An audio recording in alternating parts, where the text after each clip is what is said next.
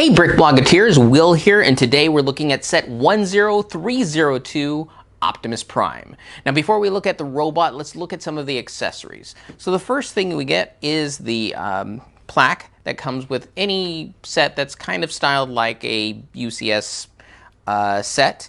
And the neat thing is this one has a number of power ratings, which is what you would normally see in the old toy. They like to assign numbers to how powerful it is, so you know just how great of a transformer you're getting. Now the next thing you get is an Energon Cube. This is a cute little build. Didn't require much other than a whole bunch of trans pink bricks and some magenta pieces. Then we get his axe, which we don't see too much in the show, but it does feature in a few prominent locations. Now the interesting thing about the axe is it doesn't hold into his hand. Instead you actually have to remove one of his hands, and then this axle fits into his arm, so then it becomes an extension of his arm. And fortunately you can do that with either arm. Next we have his ion blaster. This is a very good recreation of the toy and the show. He rests his hand around the hilt of the weapon, and the way he actually holds it is underneath this end is the recessed tubes. There are studs on his forearms, so it actually gets built onto his forearm and then kind of rests there, and it looks like he's holding it. This handle also does fold in so that when we transform it into the big rig form, it doesn't stick up when it's being stored in the back. Next, we got the Jetpack. And if you're like me, you're thinking, oh, well, I don't remember Optimus Prime ever having a jetpack. Well, that's because this is styled off of an episode in which he borrowed a jetpack from a character called Sideswipe. And that's what this is modeled after. Also, it does a really good job of hiding the back section, which has a lot more open areas.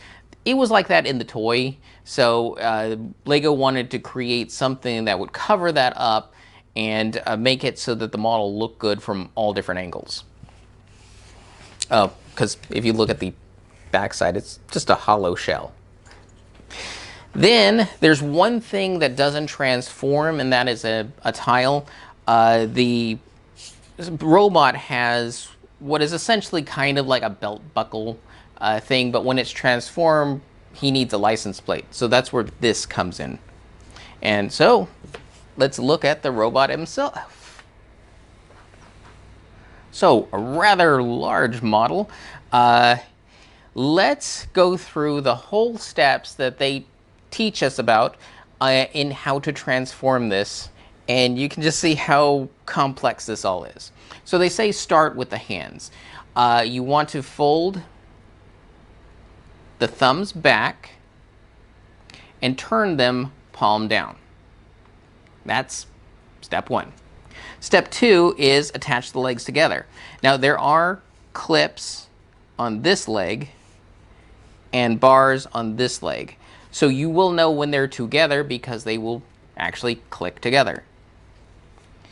Then we want to move this chest piece, the bottom portion of chest piece, up to get it out of the way. Then we rotate the torso around. And then we bend it back.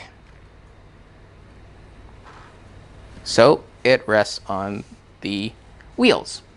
At the same time, I'm also going to move the fuel tanks that are on the sides. They were tilted one way, they're just tilt back. And the feet get folded down. All right. Then we can turn his head around so he faces the back, and then tilt that down. Now here comes the tricky part. On his elbows, there's a couple of flaps with grills. These get moved out so they're not in the way. These shoulders get moved backwards, and in the instructions they kind of show them tilted at an odd angle where they're still kind of a little up. I think that's to get past certain blocks around the whole thing. So I'm only going to partially put them that way, because now it says that we take the arms, straighten them at the same time as pushing these back shoulders down so that the hands move over the front wheels.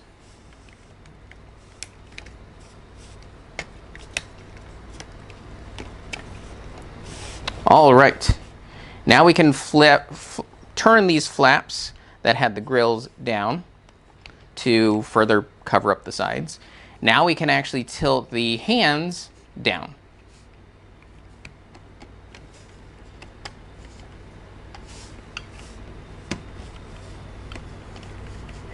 Next, we've turned this down, and if I remember correctly, there is a spot to attach it,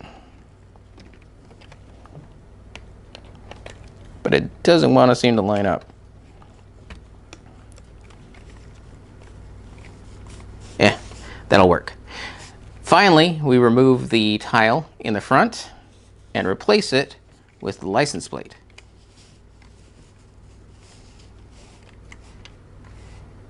And now we have a transformed Optimus Prime. Now the neat thing is the ion cannon actually fits back here between the legs. So with the handle folded in, you turn it upside down so that this portion that kind of sticks down goes in first. Then you pull it back the other way, and there's actually studs that lock in so it doesn't shake loose and shake free.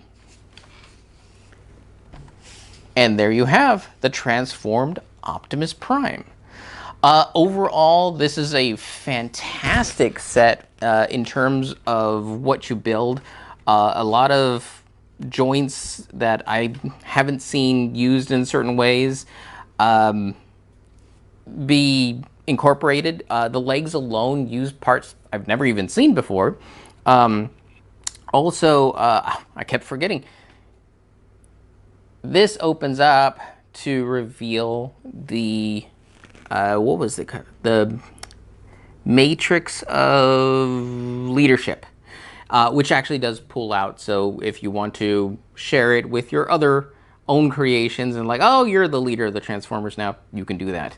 Right back in here are a number of studs which actually utilize these bars on the side to help lock the arms in place. And that was just something that's like, why are there weird studs out here? And then I saw it be transformed, like, oh, okay, that makes a lot of sense. But even with the price hike, pushing this up to about $180 US, this is a fantastic set. It looks great. The only downside is that it can be a little finicky to transform. I know I made it happen on screen, but this was actually the second take because the robot started kind of falling apart. He does have weak points in the middle of his torso.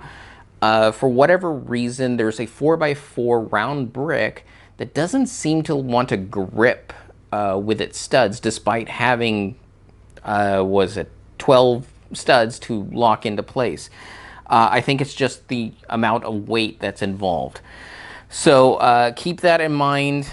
This is more of a display piece than anything else, but man, does it deliver on all the nostalgia, plus all the little extras that this thing comes with is kind of insane. So 180 bucks, definitely worth it. Set 10302, Optimus Prime.